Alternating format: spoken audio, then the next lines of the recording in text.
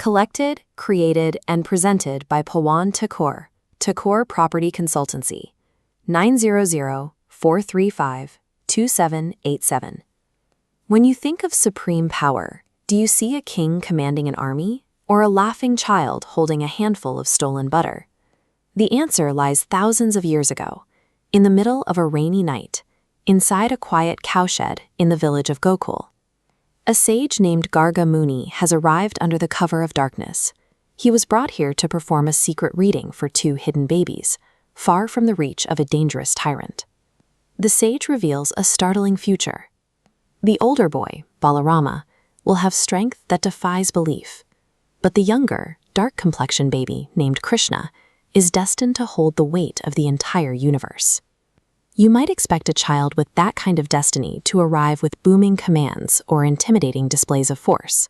Instead, the people of Gokul watched as Krishna grew into an incredibly mischievous toddler, seemingly more interested in games than in his own cosmic status.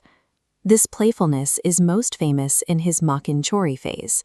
Krishna would form a gang with his friends and sneak into his neighbors' homes to swipe their freshly churned butter.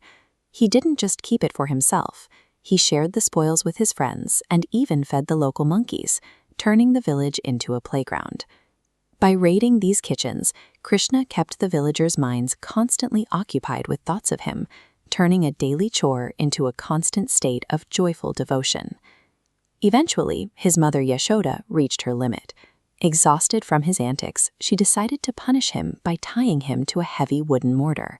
She grabbed a rope, but it was exactly 2 inches too short. She added more rope, but the gap remained. No matter how much cord she gathered, it never quite reached around him.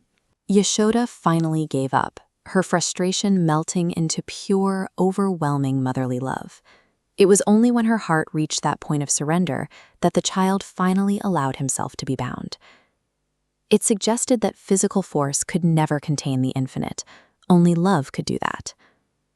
This preference for love over rules appeared again when Krishna and his friends approached a group of priests for food. The priests ignored them, unwilling to interrupt their complex religious ceremonies. But the priests' wives acted differently. They dropped their rituals immediately and ran to feed the boys out of sheer, spontaneous affection. Their actions showed that a sincere, loving heart resonated more deeply with the divine than a perfectly performed ceremony.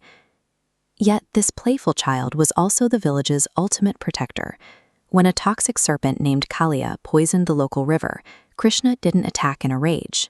He danced on the serpent's many heads, playfully exhausting the creature until the water was pure once again.